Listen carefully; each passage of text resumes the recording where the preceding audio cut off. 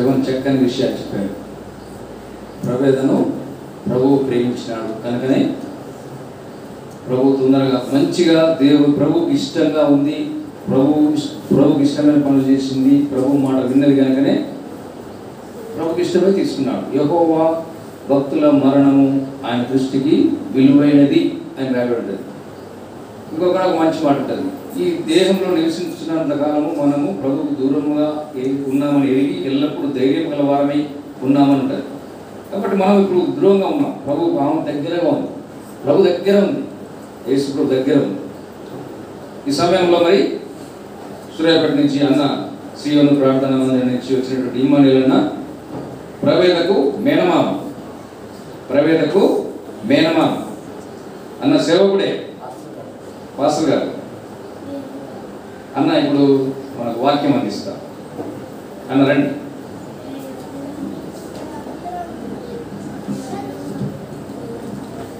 ఒక్క నిమిషం తరలి వచ్చిన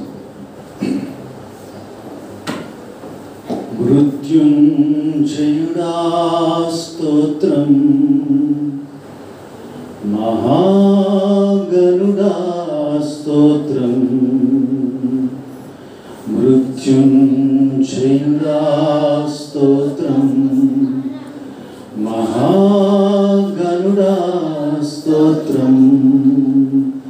మమ్మును గొనిపోవా త్వరలో రానున్న మేఘవాహనుడా స్తోత్రం. మమ్మును గొనిపోవా త్వరలో రానున్న మేఘవాహనుడా స్తోత్రం. ఆహా హల్లెలూయా, ఆహా హల్లెలూయా, ఆహా హల్లెలూయా, ఆమేన్.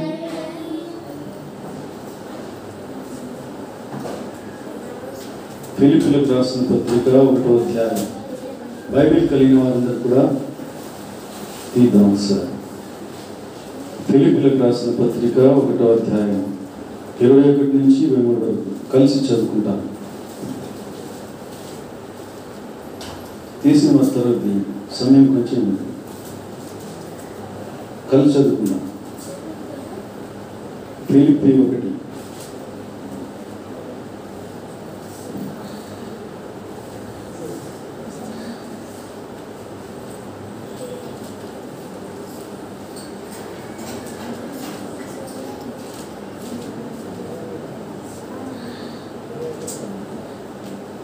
మట్టుకైతే బ్రతుకుట క్రీస్తే, చావైతే లాభము.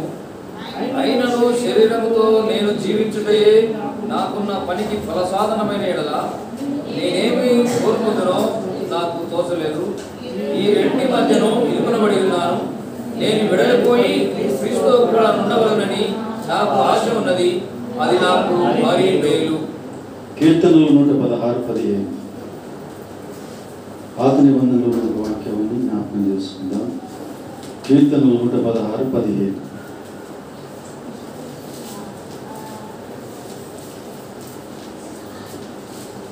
యెహోవా భక్తుల మరణము ఆయన దృష్టికి విలువగలది.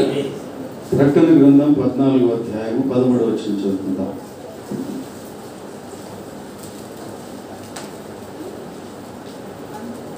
ప్రకటన గ్రంథం 14వ అధ్యాయం 13వ వచనం కూడా కలిసి చదువుకుందాం. అంతటా ఇప్పటి నుండి ప్రభువునందు మృతునందు మృతులు ధనులని రాయమని పరలోకం నుండి ఒక స్వరము చెప్పగా విని, నిజమే, వారు తమ ప్రయాసములు మాని విశ్రాంతి పొందుదురు, వారి క్రియలు వారి వెంట పోవునని ఆత్మ చెబుతున్నాడు.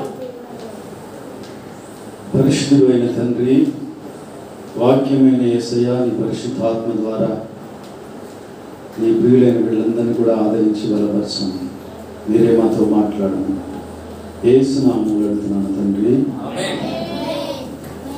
దేవుని పరిశుద్ధ నామమునకు స్తుతి, మహిమ, ఘనత, ప్రభావములు కలుగును గాక.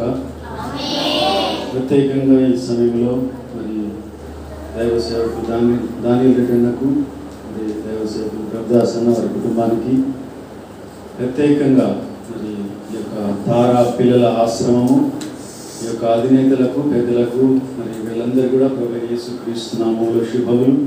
కూడి వచ్చినటువంటి బంధువులకు ప్రతి ఒక్కరికి కూడా ప్రభువైన యేసు నామములో వందనాలు.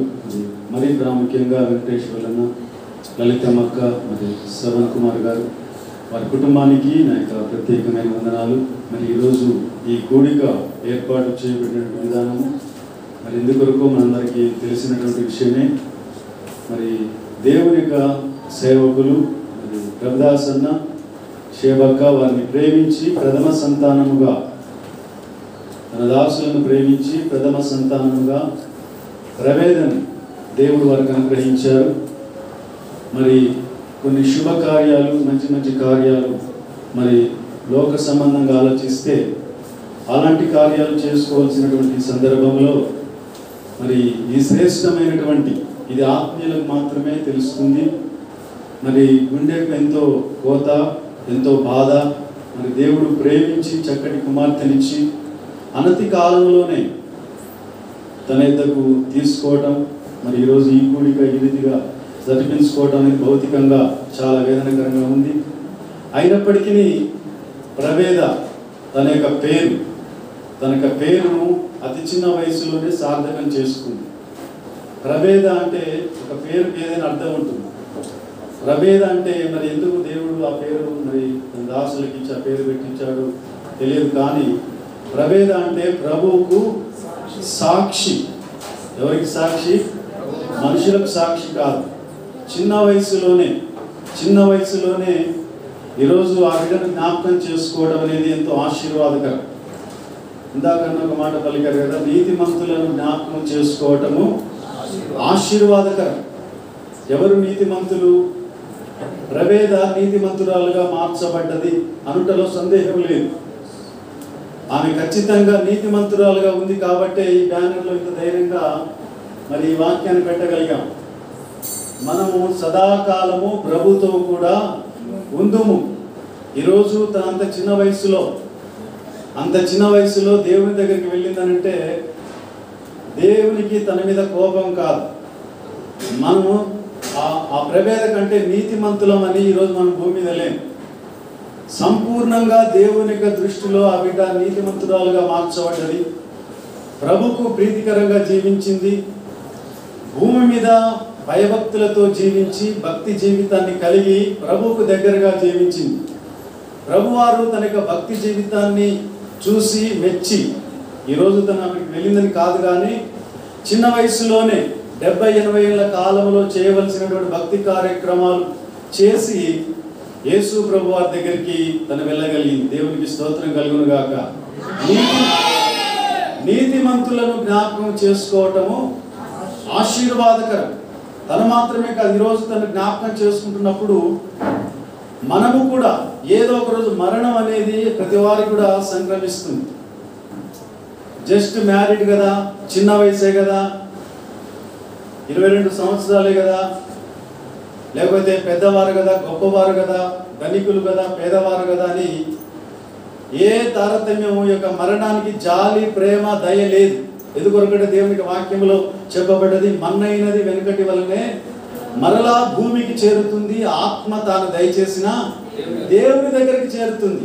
దేవుడు యొక్క భూమి మీద మనకి ఎందుకు ఈ జీవితాన్ని ఇచ్చాడు? 80 ఏళ్ల జీవిత కాలాన్ని ప్రభు మనకి ఎందుకు ఇచ్చాడంటే యేసు ప్రభుని తెలుసుకొని నిజదేవుడు ఎవరు, రక్షకుడు ఎవరు, మోక్షం ఎవరు, ఎవరిని కూడా ఏ దేవుని కూడా విమర్శించేది కాదు, ఎవరిని గురించి కూడా మాట్లాడేది కాదు. కానీ మరి ఈరోజు ప్రభుకు సాక్షిగా, ప్రభు అంటే ఎవరు? Jesus is lord of all. యేసుక్రీస్తు అందరికీ ప్రభు. జాతి, మత, కుల, మిషన్ భేదం ఏది కూడా లేదు. అలాంటి గొప్ప దేవుని, ఎందుకంటే ఆయనలో ఉన్నటువంటి ప్రత్యేకతను తెలుసుకుంది. యేసు ప్రభు వారిలో ఏ పాపము లేదు. ఆయన ఏ పాపము చేయలేదు. ఆయనకి ఏ పాపము ఎరగడు. ఆయనలో ఏ పాపము లేదు. కాబట్టి నీతిమంతుడు. ఆయన కొంతమంది యొక్క గొప్ప వారి దగ్గర కూడా సవాల్ చేసి చెప్పాడు. ఏమనంటే, నాలో పాపం ఉన్నదని మీరు ఎవరు రుజువు చేస్తారు, ఎవరు స్థాపిస్తారు? ప్రపంచమంతటిలో పరిశుద్ధుడు అంటే యేసు ప్రభు వారికి మాత్రమే ఆ ఘనత దక్కింది. దేవునికి స్తోత్రం కలుగును గాక. చేత ఆయన నీతిమంతుడు కాబట్టి ఏ భేదం లేదు. అందరూ పాపము చేసి దేవుడు అనుగ్రహించు మహిమను పొందలేకపోతున్నటువంటి ఆ పరిస్థితిలో ఆ యొక్క పాపం వల్ల వచ్చే జీతము మరణం. ఒక జన్మకు 2 చావులు, 2 జన్మలకు ఒకటే మరణం. కాబట్టి ఈరోజు ప్రభేద యొక్క మరణం ద్వారా ఒక ఎడబాటు కలిగింది. కానీ తాను దేవుని దగ్గర ఉంది. ఎలాగ ఉండగలిగింది? అలాంటి ధైర్యం కలిగి మాటలు ఎందుకు చెప్తున్నామంటే, నీతిమంతుడైనటువంటి యేసు ప్రభుని కలిగి ఆయన అనుసరించి ఎలాగ నీతిమంతులుగా మార్చబడ్డది మీరు ఎలాగ చెప్తున్నారండి అంటే, చిన్న వయసులోనే మీ అంత వయసు ఉన్నప్పుడు ఒక సభలో ఒక కూడికలోకి వెళ్ళినప్పుడు దేవుని సేవకులుగా వాక్యం చెప్తున్నప్పుడు ఆ చిన్న వయసులోనే తన జ్ఞానం కలిగి వాక్యాన్ని విని, ఒకవేళ మనం చనిపోతే ఈరోజు నువ్వు ఎక్కడికి వెళ్తావు, చనిపోతే మనం గమ్యం ఎక్కడ, నువ్వు ఎక్కడికి వెళ్తావు, ఈరోజు కళ్ళు మూస్తే నువ్వు ఎక్కడికి వెళ్తావు అన్నటువంటి వాక్యాలన్నీ కూడా తను బలవంతం చేయగలిగినప్పుడు తన జీవితాన్ని మనసును దేవునికి సమర్పించి తన పాపాలు ఒప్పుకొని తన జన్మ కర్మ పాపాలు కడుక్కొని ఎలా కడగబడ్డాయి అంటే, ప్రభువైన యేసు రక్తము ప్రతి పాపము నుండి మనల్ని ఏం చేస్తుంది? యేసు ప్రభు యొక్క రక్తము ద్వారా కడగబడుట ద్వారా నీతిమంతురాలుగా ప్రభేద మార్చబడ్డది. దేవునికి స్తోత్రం కలుగును గాక. ప్రభేద క్రియల మూలముగా నీతిమంతురాలుగా మార్చబడేది. మరొక కారణం ఏంటంటే, ఇవన్నీ చెప్పాలని టైం లేదు కాబట్టి నోటికి చెప్తున్నాను. మొట్టమొదటిది యేసు ప్రభు యొక్క రక్తం ద్వారా కడగబడ్డది కాబట్టి ఆ బిడ్డను చూస్తున్నప్పుడు మనం కూడా ఏం చేయబడాలి? జన్మతరహా పాపం, కర్మతరహా పాపం, ఏ భేదం లేదు కాబట్టి భూమి మీద ఉన్నప్పుడే మనం ప్రతి పాపము ఒప్పుకొని మన జీవితాన్ని దేవునికి సమర్పిస్తే యేసయ్య దగ్గర తను ఎలాగైతే దేవుని దగ్గర ఉన్నదో మనం కూడా అలాగే ఉండడానికి యేసు ప్రభు కృపనిస్తాడు. అంత మాత్రమే కాదు కానీ అబ్రహాము దేవుని నమ్మెను, అది అతనికి నీతిగా ఎంచబడ్డది. 3 కారణాలు బట్టి ప్రభేద నీతిమంతురాలుగా మార్చబడ్డది. అంటే నీ నీతిమంతుడిని కాదా అండి? ప్రభేద ఒక్కతే నీతిమంతురాలా? ఖచ్చితంగా నీవు కూడా నీతిమంతుడు అయ్యే కృపను దేవుడు ఇచ్చాడు. ఎంత ఘోర పాపాత్ములనైనప్పటికీ నేనేం పాపం చేశానండి, నేనేం మోసాలు చేశానండి, నేనేం దొంగతనం చేశాను. చిన్నపిల్లలు కూడా వాళ్ళకి తగినటువంటి పాపాలు చేస్తుంటారు. కాబట్టి చిన్నప్పుడే నీ బాల్య దినములు ఎందే నీ సృష్టికర్తను స్మరణ తెలుసుకోవాలి. ఎందుకంటే మరణం ఎప్పుడు ఎవరికి వస్తుందో తెలియదు. చిన్న పెద్ద అని తేడా లేదు, వయసుతో నిమిత్తం లేదు. అందుకనే ఒక భక్తుడు చెప్తున్నాడు, దేవునికి వాక్యంలో ఉందంటే, ఒక సిమియోను ఉన్నటువంటి ఆ దైవజనుడు ఏమిటంటే, నాదా నీవు సిద్ధపరిచినటువంటి రక్షణను కనులారా చూచుచున్నాను, నీ దాసుని సమాధానముతో పోల్చుచున్నాను. ఎలాగ పోలిస్తా ఉన్నాడు?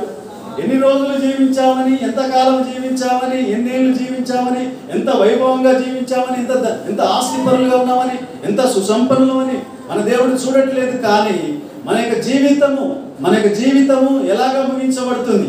నీతిమంతుల వంటి మరణము నాకు లభించునుగాక. ఈరోజు మనం జ్ఞాపకం చేసుకోవాలి. ఆ బిడ్డను బట్టి నీతిమంతులను జ్ఞాపకం చేసుకోవటము ఆశీర్వాదం. ఎందుకొరకంటే యెహోవా యొక్క భక్తుల యొక్క మరణం ఎలాంటిదంటే దేవునికి వాక్యం సెలవిస్తా ఉంది, లాభము. ఆయన భక్తుల మరణము వారికి ఏం చేకూరుస్తుంది? లాభము. యెహోవా భక్తుల మరణము విలువైంది. అంత మాత్రమే కాదు, యెహోవా భక్తుల యొక్క మరణము ధన్యకరమైంది. చెప్పండి, ఎలాంటిది? లాభకరమైంది, మేలుకరమైంది. ఇవన్నీ ఒక్కొక్క దాని నుంచి వివరించాలంటే 2 గంటలు పడుతుంది. కాబట్టి క్లుప్తంగా ఈ మాటలు జ్ఞాపకం చేస్తున్నాం. కాబట్టి ఈరోజు ఈ మాటలు వింటున్నప్పుడు భక్తుల యొక్క మరణం, భక్తురాలు సదాకాలం యేసు ప్రభు వారి దగ్గర ఉండడానికి వెళ్ళింది. కాబట్టి మరణం తర్వాత ఉన్నటువంటి జీవితాన్ని గురించి నేను మనందరం కూడా మరొకసారి తెలుసుకోవాలి. సస్తే కిందో మీద కాదు. ఇలాగ ఒక పెద్ద మనిషి ఊరికి వెళ్ళి సువార్త చెప్తున్నప్పుడు ఆ పెద్ద మనిషి వినడానికి ఆమెకు ఇష్టపడట్లేదు. మీరు చాలా జాగ్రత్తగా చక్కగా వింటున్నారు. పోపోయే నీ పనులు చూసుకో, చస్తే కిందో మీద అంటున్నాడు. చస్తే కిందో మీద కాదు, దేవునికి వాక్యం సెలవిస్తా ఉంది. దేవుడు మాత్రమే, యేసు ప్రభు మాత్రమే మరణం తర్వాత ఉన్నటువంటి జీవితాన్ని గురించి తెలియపరిచాడు. ఈ యొక్క బ్రతికున్నటువంటి కాలంలో, శరీరంతో ఉన్నటువంటి కాలంలోనే నిజ దేవుడు ఎవరో తెలుసుకోవాలి. సమస్తమును పరిశీలించి మేలైన దానిని చేపట్టుడి, మార్గములలో నిలిచి చూడుడి, పురాతనమైన మార్గములను గురించి బలవంతంగా నా దేవుని దగ్గరికి వచ్చేది కాదు. ప్రవేదం కూడా బలవంతంగా ఎవరు కూడా లాక్కరాలి. మతం కాదు, హృదయపూర్వకంగా. నిజ దేవుడు ఎవరు? పరలోకం ఇచ్చేవాడెవరు? పరలోకం అంటే యుగాయుగములు. మరణం తర్వాత, మరణం వరకే ఈ జీవితం అయిపోదు. మరణం తర్వాత కూడా ఉన్నటువంటి జీవితాన్ని గురించి ప్రభు యేసు ప్రభు నోటి మాటలతో చెప్పేది కాదు. కానీ యేసు ప్రభు వారు ఆ మరణం తర్వాత ఉన్నటువంటి జీవితాన్ని గురించి ఆయన యొక్క మరణము ద్వారా రుజువుపరిచారు. స్తోత్రం చెప్దాం. అందరి ముందట మరణం అనేది తల ఉంచింది, కానీ యేసు ప్రభు ముందట అందరూ మరణం ముందర తల ఉంచారు, కానీ యేసు ప్రభు ముందర మాత్రమే మరణం తల ఉంచింది. ప్రపంచంలో ఎవరైనా ఇలాంటి కార్యం చేసిన వారు ఉన్నారా? ప్రపంచ ప్రఖ్యాతిగాంచి ప్రపంచాన్ని జయించినటువంటి గ్రీకు వీరుడు, చక్రవర్తి ఈరోజు అలెగ్జాండ్రియాలో తన సమాధి మూయబడే ఉన్నది. అబ్రహాం లింకన్ అనేటువంటి గొప్ప ఉన్నతమైన వ్యక్తి ఈరోజు అమెరికాలో ఆయనకు సమాధి మూయబడి ఉంది. మన జాతిపిత అయినటువంటి మహాత్మా గాంధీ యొక్క సమాధి ఢిల్లీలో చాదర్ఘాట్లో ఆ సమాధి మూయబడి ఉన్నది. ఈరోజు పిరమిడ్స్ అని ప్రపంచ ప్రఖ్యాతి గాంచినటువంటి ఫరోల యొక్క సమాధులు, ఆ సమాధులు మూయబడి ఉన్నాయి. ఎందుకు ఈ మాటలు చెప్తున్నానంటే, నేటికి తెరవబడి ఉన్నటువంటి సమాధి, the basic hope of Christianity is empty tome. క్రైస్తవుల యొక్క నిరీక్షణ, భౌతిక సంబంధమైనటువంటి ఎడబాటు ఈరోజు తల్లిదండ్రులుగా, భర్తగా ఈరోజు కొంత ఆదరణ కోల్పోతాం, కానీ ఈరోజు ప్రభేదాలు లేరు. అంటే ఒకవేళ శ్రవణ్ కుమార్ గారు సార్ బ్యాంక్ మేనేజర్గా వారి ఇంటి దగ్గరికి వచ్చి ఎవరైనా వచ్చి సార్ ఉన్నారంటే వారు ఏమంటారంటే సమాధానం ఏమిస్తారంటే లేరంటారు. లేరంటే ఇక్కడ లేరు కాదు, వారు ఇక్కడ లేరు కాబట్టి బ్యాంకులో ఉన్నారు. దేవునికి స్తోత్రం కలుగును గాక. అంటే ప్రభేదం లేరంటే ప్రభేదం లేరని కాదు, అది ఎక్కడ ఉంది? ప్రభు దగ్గర ఉన్నది. దాంట్లో ఇక సందేహం ఏమాత్రం కూడా లేదు, ఆ నిశ్చయిత ఉంది. మన సమయం ఎక్కువ లేదు. ఒక మాట, 1 కొరింథీయులకు రాసిన పత్రిక 15వ అధ్యాయము, చాలా జాగ్రత్త ఈ మాట ముగిస్తాం. 2-3 మాటలు చెప్పి 15వ అధ్యాయము తీసిన వారు ఎవరు అంటే 19వ వచనం చదువుకుందాం. ఈ జీవిత కాలం మట్టుకే మనము క్రీస్తునందు నిరీక్షించు వారమైన ఎడల మనుషులందరికంటే దౌర్భాగ్యులమైందుము. ఇప్పుడైతే నిద్రించిన వారిలో ప్రథమ ఫలముగా క్రీస్తు మృతులలో నుండి లేపబడి ఉన్నాడు. మనుషుని ద్వారా మరణం వచ్చెను గనుక మనుషుని ద్వారానే మృతుల పునరుద్ధానమును కలిగెను. దేవునికి కింది మాటలు కూడా మీరు ఇంటికి వెళ్ళాక చూసుకోండి. ఆ మాటలు ప్రథమ ఫలముగా క్రీస్తు లేపబడి ఉన్నాడు. ఈ మాటలు ఉట్టిగా చెప్పేది కాదు, కానీ రుజువు చేయబడ్డాయి. యేసు ప్రభు వారు లేవలేదు, చనిపోయి లేవలేదని అన్నటువంటి మాటకి ఎవరు కూడా చెప్పడానికి ఏ వీలు లేవు, ఏ కోశానికి కూడా ఎక్కడ ఏది కూడా ఆధారాలు లేవు. యేసు ప్రభు వారు సుచరిత్ర కలిగినటువంటి దేవుడు. అందుకనే ప్రభేదాన్ని నమ్ముకునేది కొరకంటే మరణాన్ని జయించి మరణపు మెడలు వంచి మృత్యుంజయుడై లేవటం మాత్రమే కాదు, కానీ ప్రథమ ఫలముగా. ప్రథమ ఫలం అంటే మరణాన్ని జయించి లేచిన వ్యక్తులలో మొట్టమొదటి వారు యేసు ప్రభు వారు. ప్రథమ ఫలం అంటే తర్వాత రెండవది, మూడవది 150,000 సంఖ్య ఉంది. కాబట్టి అందులో ఆ సంఖ్యలో ఎవరున్నారంటే ప్రభేద ఉన్నారు. దేవునికి స్తోత్రం కలుగునుగా. ఈ మాటలు బట్టి మీకు అర్థమవుతుందండి. ప్రథమ ఫలముగా క్రీస్తు లేపబడ్డాడు. కాబట్టి ఇంతకుముందు బిడ్డలు కూడా పాట పాడారు కదా, సమాధులు తెరవబడును, సమాధులు తెరవబడతాయి. ఒకరోజు ఎవరైతే నీతిమంతులుగా యేసు రక్తములో వారికి పాపాలు కడుక్కొని, ఎవరైతే యేసు బిడ్డలుగా చేయబడి వారికి జీవితాన్ని దేవునికి సమర్పించి ఇహలోక సంబంధమైన ప్రతి మాలిన్యాన్ని పాపాన్ని కడుక్కొని యేసు ప్రభు బిడ్డలుగా, ఎందుకొరకంటే తన్ను ఎందరు అంగీకరించిరో అనగా తన నామమందు విశ్వాసముంచు ప్రతి వారికి తెల్లోడని నల్లోడని డబ్బున్నవాడని డబ్బు లేనివాడని ఏ జాతి కానీ మతం కానీ ఏది కూడా ప్రభు చెప్పలేదు. ఏ మతం స్థాపిస్తాను కూడా ఆ ప్రభు యొక్క వాక్యంలో దేవునికి మాటలు ఎక్కడ కూడా రాపియలేదు. ఇది మతం కాదు, ఇది మత మార్పిడి కాదు, ఇది ఏంటంటే మతి మార్పిడి. ఎందుకొరకంటే యుగాయుగములు జీవించే కృప.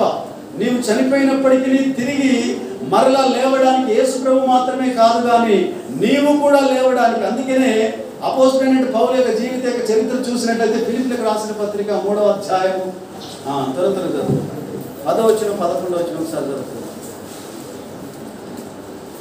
చాలా జాగ్రత్త.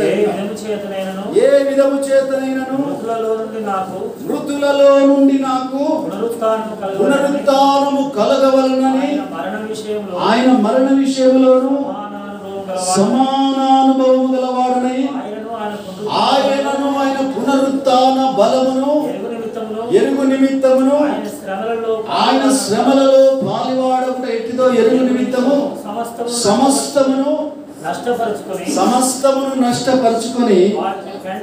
వాటిని పెంటతో సమానంగా ఎంచుకుంటున్నాను. అంటే నీకు నేను తీసుకుపోయి పెంటల వారవేవే అనేది కాదు.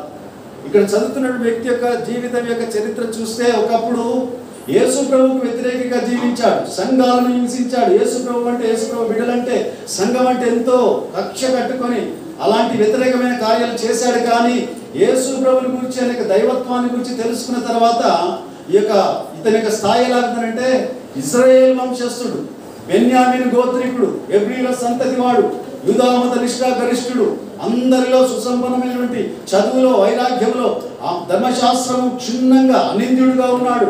గమాలియల్ పాదముల దగ్గర క్షుణ్ణంగా ఆ యొక్క వేదాంత విద్య తెలుసుకున్నాడు. ఎన్నో గొప్ప గొప్ప ఆధిక్యతలు కలిగినాడు. అంత మాత్రమే కాకుండా డబ్బు పరంగా కూడా ఎలాంటి లోటు లేదు. తన యొక్క తండ్రి ఓడల వ్యాపారం అంటే విస్తారమైన డబ్బు ఉంది. అన్నీ ఉన్నప్పటికీ ఆయనను, నేను ఎందుకు ఈ మాటలు జ్ఞాపకం చేస్తున్నానంటే ఆయనను ఆయన పునరుత్థాన బలమును ఎరుగు నిమిత్తము ఏం చేశాడండి? పునరుద్ధాన బలం ఎరిగి ఉంటే నీ జీవితంలో ఇక చావు లేదు. నీకు ఏం లేదు? చావు లేదు. మా నాన్నగారి కూడా సువార్త దేవుని సేవకుడు చెప్తున్నప్పుడు నీ దేవుడు నీకేమైనా మేలు చేశాడా, నీ దేవుడు నీకేమైనా మేలు చేశాడంటే నా దేవుడు నాకు ఏం చేశాడంటే చావు లేకుండా చేశాడంటే ఎవరు కూడా చావకూడదు, ఎప్పటి కూడా జీవించే ఉండాలని కోరిక కదా, సదాకాలం ఎప్పటి కూడా జీవించాలని ఆశ. అంటే మన్ను మంటికి చేరుతుంది కానీ దేవుని యొక్క మహిమ దేహము మనకు అనుగ్రహించబడుతుంది. దేవునికి స్తోత్రం కలుగును గాక. అన్ని ఆధిక్యతలు కలిగి ఉన్నప్పటికీ, అంత గొప్పతనం కలిగి ఉన్నప్పటికీ, అంత పలుకుబడి డబ్బు కలిగినప్పటికీ ఎందుచేతనంటే ఆ 20 వచ్చిన 21 వచ్చిన ఒకసారి చదువుకుందాం. 20 వచ్చిన 21 వచ్చిన మన పౌరస్థితి పరలోకమందున్నది, అక్కడ నుండి ప్రభువైన యేసు క్రీస్తును రక్షకుని నిమిత్తము కనిపెట్టుకొని ఉన్న భూమి మీద ఉన్నప్పుడే తను తెలుసుకున్నాడు. రవేద ఎలా తెలుసుకుందో అంతకంటే పూర్వమే ఈ భక్తుడు తెలుసుకున్నాడు. మన పౌరస్థితి ఎక్కడ ఉంది? ఎక్కడ ఉంది? Hour citizenship is in heaven, పరలోకంలో. ఇక్కడ డబ్బులు పెట్టి గ్రీన్ కార్డు కొనుక్కుంటారు, అమెరికా పౌరసత్వాన్ని. అలాగే చూస్తే ఒక్కొక్క దేశపు పౌరసత్వాలు వారు సంపాదించుకుంటారు. కానీ అసలైంది ఇవన్నీ కూడా అంతరించిపోయాయి, ఇవన్నీ కూడా నశించిపోయాయి. ఒకరోజు ఇవన్నీ కూడా అంతరించిపోయాయి. కానీ అంతరించిపోయినటువంటి, చలించిపోయినటువంటి, యుగాయుగములు ఉండేటటువంటి ఆ యొక్క రాజ్యంలో ఈరోజు నీతిమంతురాలైన ప్రవేదన జ్ఞాపకం చేసుకుంటున్నప్పుడు ఈ సభ ద్వారా మనకి గుండెలో ఒక ఆలోచన బయలుదేరాలి. తను ఉన్నటువంటి స్థలంలోకి నేను వెళ్ళాలి. నా పౌరసత్వం ఇక్కడ కాదు. ఎన్ని కోట్లు సంపాదించినా, ఎంత గొప్ప వ్యక్తి అయినా, ఎంత డబ్బున్న వ్యక్తి అయినా, ఎంత పలుకుబడే వ్యక్తినైనా ఒకరోజు చనిపోవాల్సిందే. చనిపోయినప్పుడు ఎక్కడ? ఒకసారి ఒక భూస్వామి 100 ఎకరాల భూస్వామి నాకు కనిపిస్తే ఆయనకు సువార్త చెప్తే, నాకేం తక్కువ అండి, తూర్పున 100 ఎకరాలు, పడమర 50 ఎకరాలు, ఉత్తరాన 25 ఎకరాలు, దక్షిణాన 30 ఎకరాలు, నాకేం కొలవండి, నాకెందుకు అయ్యింది యేసు ప్రభు? ఇవన్నీ మంచిది, కానీ చచ్చిపోయినప్పుడు నువ్వు ఎక్కడికి పోతావయ్యా అంటే నోరెళ్ళ పెడతావు. ఎక్కడికి వెళ్తాడు? ఎక్కడ పైన ఏమైనా ఉన్నదా అంటే పైన ఏమి లేదు. కాబట్టి ఈ మాటలు వింటున్నప్పుడే ప్రవేద ఇక్కడ లేరంటే సదాకాలం ఉండే ఆ చోట్ల తనుంది. కాబట్టి ఈ కూడిక ద్వారా నేను గ్రహించాలి. అంటే ఈరోజు నేను వెళ్ళిపోవాలని కాదు, కానీ మనకు సమస్తము, మనకు ఆయుష్ ఆయన చేతిలో ఉంది. ఆయన సెలవు లేకపోతే ఒక తల వెంట్రుక కూడా రాలేదు. ఆయన సెలవు అనుమతి అయినప్పుడు నరులారా తిరిగి రండి అని సెలవిస్తున్నప్పుడు మనకి గమ్యం ఎక్కడ? అందుకనే దేవుని వాక్యంలో చాలా స్పష్టంగా ఉంది, మన పౌరస్థితి ఎక్కడ ఉంది? పరలోకమందున్నది. పరలోకము, అక్కడ చింత లేదు, వ్యాధి లేదు, బాధలు లేవు, ఇబ్బందులు లేవు, సమస్యలు లేవు. చింతలు లేవచ్చట, వ్యాధి బాధలు లేవచ్చట, ఏ కష్టమునకు ఏ నష్టమునకు తావు లేదచ్చట. మన బలమైన దేవతి దేవుని రాజ్యము అంతము లేనిది, ప్రభు కృపతో చేసెను మనలను తన రాజ్యనివాసులుగా. ఎందుకు చేశాడు మనల్ని? దేవుని యొక్క రాజ్యనివాసులుగా చేశాడు. ఒక మాట చదువుకుంటున్నాడు కీర్తన 16లో. నేను ముగిస్తాను, 2-3 నిమిషాల్లో ముగిస్తాను. 16వ అధ్యాయం 6వ వచనం చదువుకుందాం. 16వ అధ్యాయం కీర్తనలు 16:6 తీసిన వారు ఎవరైనా చదువు. మనోహర స్థలములలో నాకు పాలు ప్రాప్తించను అన్నటువంటి ధైర్యం ఈరోజు నేను మనం ఇక ధైర్యం కలిగి ఉండాలి.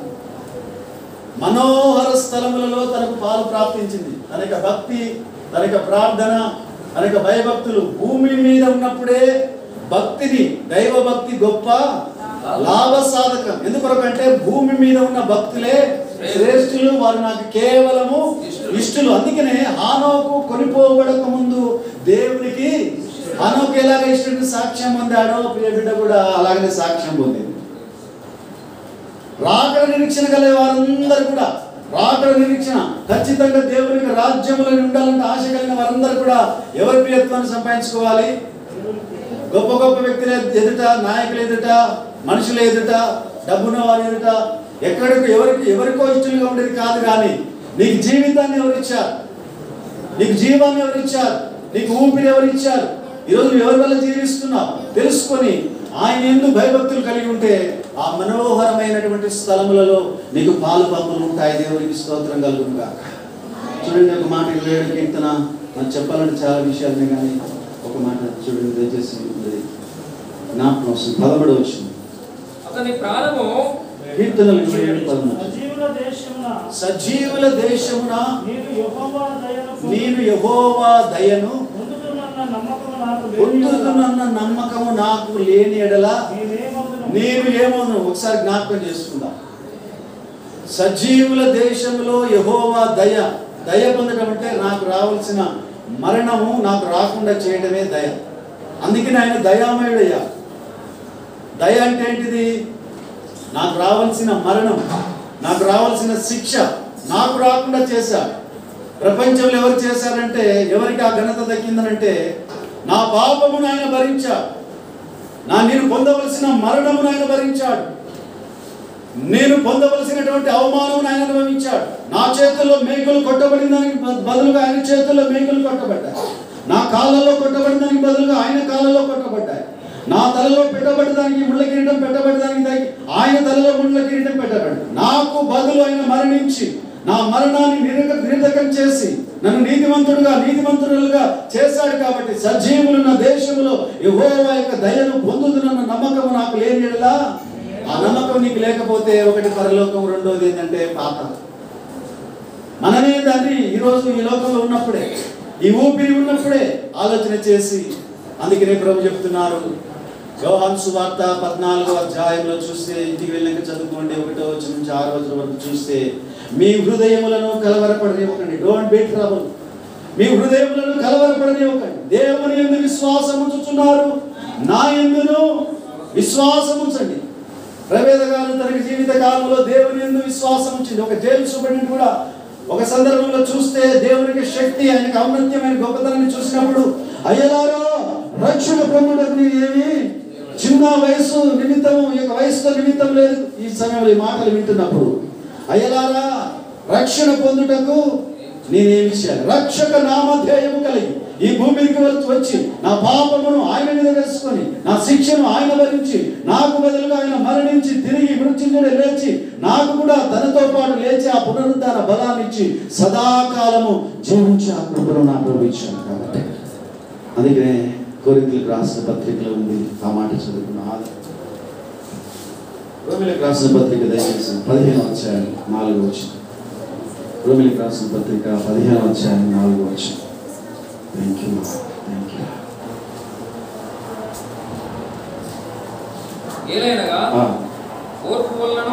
ఓర్పు వలన జాగ్రత్త వినాలి. లేఖనముల వలని ఆదరణ వలనను మనకు నిరీక్షణ కలుగుటకై, మనకు ఏం కలగాల? ఏం కలుగుటకై? నిరీక్షణ కలుగుటకై పూర్వమందు రాయబడినవన్నీ మనకు బోధ కలుగు నిమిత్తము రాయబడి ఉన్నాయి.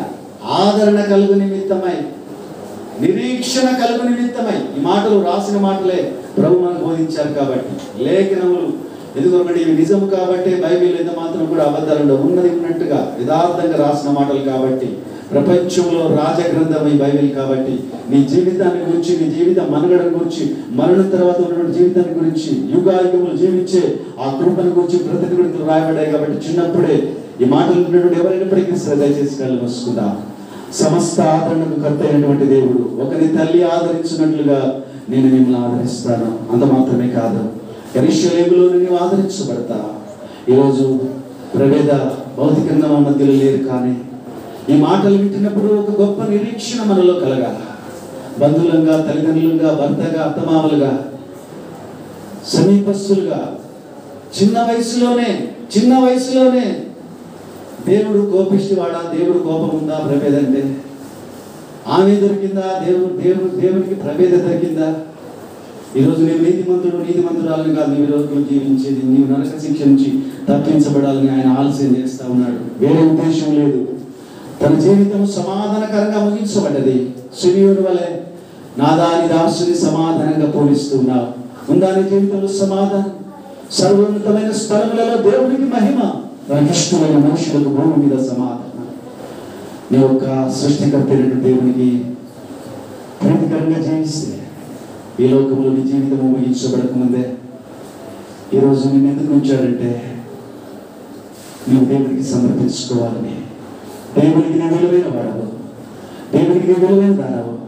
నా ప్రేమిలారా, ఈరోజు నువ్వు ఒక కులం అనుకోకు, ఒక మతం అనుకోకు, ఏదో అనుకోకు. ఈరోజు నేను ఇక్కడికి ఎందుకు తీసుకొచ్చాడంటే, ఈరోజు ఎందుకు తీసుకొచ్చాడంటే సదాకాలం ఇక నీకు మరణం లేదు. ఒకరోజు కాదు, 2 రోజులు కాదు. లాజరు ధనవంతుడిని చూస్తున్నప్పుడు ఆ యొక్క ధనవంతుడు ఏది తాగాలనిపిస్తే అది తాగాడు, ఏది తినాలనిపిస్తే అది తిన్నాడు, ఏది చూడాలనిపిస్తే చూశాడు. సేవకులు చెప్పిన మాటను నిర్లక్ష్యం చేశాడు. ఇలాగ చెప్తున్నప్పుడు నిర్లక్ష్యం చేశాడు. కోకులు తాగాడు, వీళ్ళు సీసాలు తాగాడు. కానీ ఒక్క చుక్క నీరుని అలమటిస్తున్నాడు. నీ గమ్యం ఏదో ఈ 80 ఏళ్ల జీవితంలో అది నీ చేతుల్లో పెట్టాడు. ఒక విచక్షణ జ్ఞానానికి ఇచ్చాడు. చిన్న వయసులో నా గుడిని తీసుకోవాలంటే తన భక్తి సరిపోయింది విడగారా. ఈ మాటలు వింటున్నటువంటి నీవు ఈరోజు జీవిస్తున్నావంటే యేసయ్య దగ్గరికి వస్తావని. Jesus loves you. God demonstrated his love on the cross of Calvary. నేనే నీ పాపము లోపుకు, నీ పాపడాగులు తోచుకు. నేనే నీ పాపము లోపుకు, నీ పాపడాగులు తోడు. ఎవరైనా ఈ మాటలు వింటున్నప్పుడు మీరు ఒకవేళ స్పందిస్తే, ప్రవేదం ఉన్నటువంటి స్థానంలో ప్రభువుని పిలిస్తే, ఒకవేళ మరణం ద్వారా నా జీవితం ముగించబడితే నూతన జీవితం ప్రారంభించబడాలి, సదాకాలం ఉండాలన్న వారు ఒక్క నిమిషం దయచేసి మీరు లేచి నిలబడండి, లేదా ఉన్న స్థలంలో మోకాళ్ళం పొందండి. నేడే నీ పాపము లోపుకు, నీ పాపడాగులు తోచుకు. నేడే నీ పాపము లోపుకు, నీ పాపడాగులు తోచుకు. నీ ఆత్మతనుల శుద్ధిపరచుకు, నీ ఆత్మతనుల శుద్ధిపరచుకు. క్రీస్తు యేసు రక్తములో యేసు చావు. చివరిసారి మనం చేస్తున్నాం. చిన్నపిల్లలు ఎవరైనా, పెద్దవారైనా మీరున్న స్థలం నిలబడ్డారు పర్వాలేదు, ఒక్కసారి లేచి నిలబడ్డా పర్వాలేదు. యేసు చావుంది సిలువపై నీ కొరకే. కఠినం చేసుకోకుండా చేసుకో. నేనే నీ పాపము లోపుకు, నీ పాపడాగులు తోడుచుకో.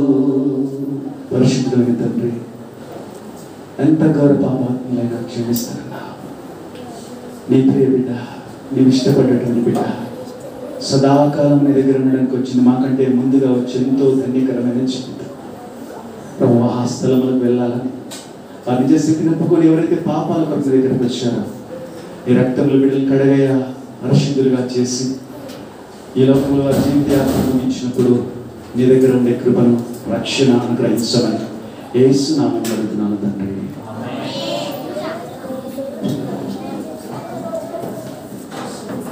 థ్యాంక్ యూ అన్న. సేవకుడిగా, పాస్టర్గా, అదేవిధంగా ప్రభేదకు మేనమావగా మంచి వాక్యాన్ని ఇక్కడ అందరికీ సరిపడే వాక్యాన్ని అందించినందుకు ప్రభు నామములో వందనాలు. చివరిగా మనము మన మధ్య ఉన్నటువంటి మీరుపేట బెరాక దైవ సేవకుడు అన్న సురేష్ అన్న వచ్చి చివరి ప్రారంభం చేస్తాడు. ముగించుకుందాం.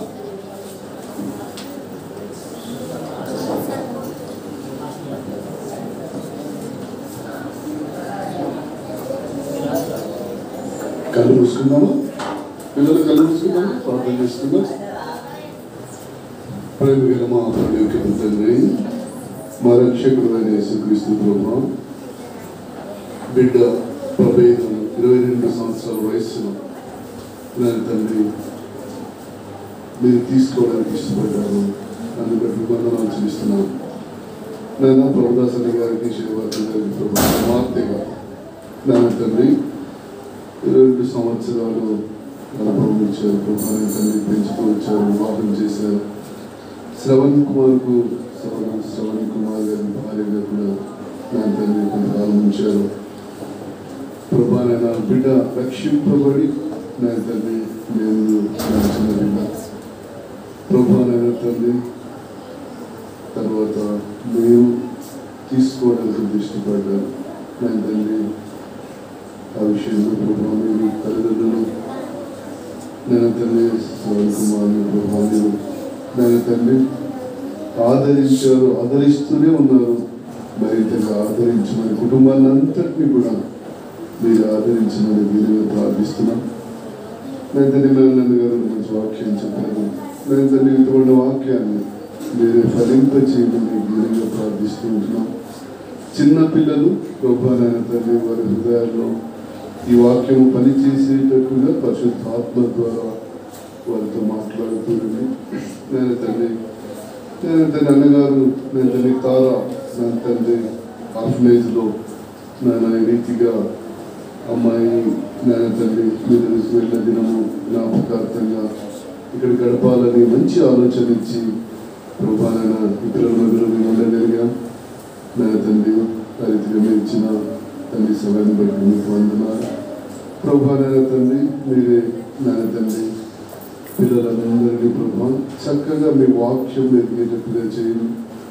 ఫాదర్ గారిని ప్రభా నాయన తండ్రి ఇక్కడ పనిచేసిన స్టాఫ్ అంతటినీ కూడా జ్ఞాపకం చేసుకుందాం. ఎంత గొప్ప భాగ్యం వారికి ఇచ్చారో వారిని చూసుకోవటానికి ప్రభా నాయన తండ్రి అదే రీతిగా వారి కుటుంబాన్ని ఆశీర్వదించండి. ఫాదర్ గారి సేవను మరింతగా ప్రతిఫలింప చేయండి. పిల్లలందరూ రక్షణలో ఎదిగి యోగ్యులుగా మంచి విశ్వాసంగా ఎదగటానికి సహాయం దయచేయండి. ప్రభా నాయన తండ్రి బంధువులుగా మిత్రులుగా ప్రభా నా తండ్రి మేమంతా చేయించున్నాం. నేను మాతో కూడా మీరు మాట్లాడుతూ ఉన్నారు. మీకోసమే మేము జీవించేటట్టుగా చేయండి ప్రభా. మీ మరణాన్ని ప్రచురిస్తూ అనేకులు మీ సన్నిధిలో నడిపించడానికి సహాయం చేయండి. మా వలస వచ్చినప్పుడు మేము ఒకనాడు లోకాన్ని వదిలి వెళ్ళాలి. లోపు మేము సిద్ధపడాలి. అది సిద్ధపడేటట్టుగా చేయండి ప్రభా. నా తండ్రి ప్రార్థన తరువాత ప్రభా నా తండ్రి ప్రేమ విల్లు కూడా కలిగి ఉంటుండగా నా తండ్రి ప్రభా సిద్ధపరిచిన హస్తాలను దీవించండి. మళ్ళా ప్రార్థిస్తున్నాం.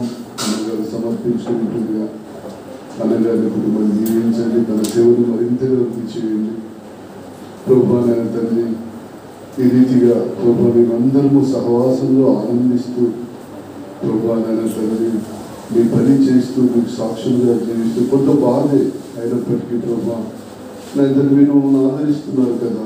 ఒకనాడు అమ్మాయిని మేము చూస్తున్నాం ప్రభేదాన్ని ప్రభా. కాబట్టి ప్రభా ఆ నిరీక్షణ కలిగి నా తండ్రి సహవాసంలో ప్రభా ముందుకు సాగి వెళ్తున్నామని ప్రకటిస్తూ నా తండ్రి ఆత్మీయ జీవిత ప్రయాణంలో నా తండ్రి నిరీక్షణ కలిగి జీవించేటట్టుగా చేయాలి. నా తండ్రి దయతో మీరే ఈ ప్రార్థన ఆలకించమని నా తండ్రి మమ్మల్ని అందరినీ అప్పగించుకుంటూ ఏస్తున్నాము. ఈ ప్రార్థన దీనంగా ప్రతిమాని అడిగి వినిపించున్నాం తండ్రి. ఆమేన్. తండ్రి అయిన దేవుని ప్రేమ, కుమారుడు యేసుక్రీస్తు వారి కృప, పరిశుద్ధాత్మ యొక్క సహాయం చేరి వచ్చిన మనందరికీ, ప్రత్యేకంగా స్టార్ ఆర్గనైజ్ వారందరికీ, ప్రత్యేకంగా చిన్నపిల్లలందరికీ సదాకాలము తోడై నడిపించును గాక. ఆమేన్. అందరికీ ప్రైజ్ లార్డ్ అండి. అందరికీ ప్రైజ్ లార్డ్. అందరికీ భోజనం ఉంటుంది. గంట కూడా కొట్టారు. అందరికీ భోజనం ఉంటుంది. భోజనం కొరకు ఒకరు ప్రార్థన చేస్తారు. ఆమసం వచ్చి ప్రార్థన చేస్తారు. కూర్చోండి కూర్చోండి. జస్ట్ ఒక్క నిమిషం.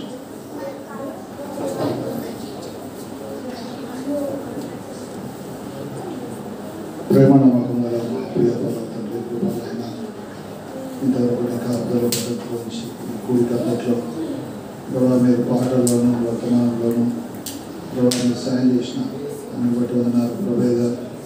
ప్రభావ మీరు పీల్చుకున్న దినం జ్ఞాపకాలుగా చక్కని ఆలోచన. మరి తారాహంలో మేము ఈ రకంగా కలిసి చిన్నపిల్లల మధ్యలో పరిచయం జరిగించిన ఇచ్చిన కృపగా ఉన్నారు. శ్రవణ బట్టి నాకుని బట్టి కూడా మీ కుటుంబాన్ని దీవించండి, కావాల్సిన మేలు దయచేయమని ప్రార్థిస్తున్నాను. అంతేకాదు ప్రభుదాసుని బట్టి కూడా నా కుటుంబాన్ని ఇంతకాలం ఆదరిస్తూ వచ్చినారు. ప్రభువా మీరు తొలగించిన ఆదరణ బట్టి ఉన్నారు. ఇంకా ముందున్న సేవలో, సువార్త భారం, ఇంకా పరిచర్యలో తన కుటుంబాన్ని ప్రభువా ఇంకా రాబోయే దినాల్లో గొప్పగా వాడుకోవాల్సింది కోరుతున్నాం. వచ్చిన వారిని బంధువులను బట్టి అన్న కూడా సూర్యాపేట నుంచి మమ్మల్ని నడిపించిన వాక్యంలో నడిపించిన సంతోషిస్తుంది. అన్న కూడా మంచి ఆరోగ్యాలు దయచేయండి. ప్రయాణంలో తోడుగా ఉండి మమ్మల్ని క్షేమంగా నడిపించినారు. తిరిగి మరి ఈ కూటమంతట్లో మరి మీరు ఆది నుంచి అంతవరకు ఆధిపత్యం వహించి రక్షణ సువార్తను మరి ప్రభావ పిల్లలు రక్షింపడానికి సాయం చేస్తున్నారు. ఈ సందర్భంగా మరి ప్రేమ ఇచ్చిన కృపకి వందనాలు సమర్పించిన హస్తాలను దీవించండి. మీరు తినబోచున్న పిల్లలకి మంచి బలం శక్తిని దయచేయండి. మీ మహిమార్థమై వాడబడినట్టు ప్రతి ఒక్కరిని పేరు పేరుని జ్ఞాపకం చేసుకుని ఈ యొక్క ఆర్గనైజేషన్ కూడా ఫౌండేషన్ సంస్థ అధిపతులను స్టాఫ్ను జ్ఞాపకం చేసుకుని పరిచయాలన్నింటినీ మీ చేతికి అప్పగించుకుంటూ ఘనత మహిమ ప్రభావాలు నీగా ఆరోపిస్తూ వందనము స్తుతులు చేస్తున్నారు. యేసుక్రీస్తు నామములో ప్రార్థించి స్తుతించి వేడుకుంటున్నాం తండ్రి. ఆమేన్. Praise the lord. అందరికీ వందనాలు.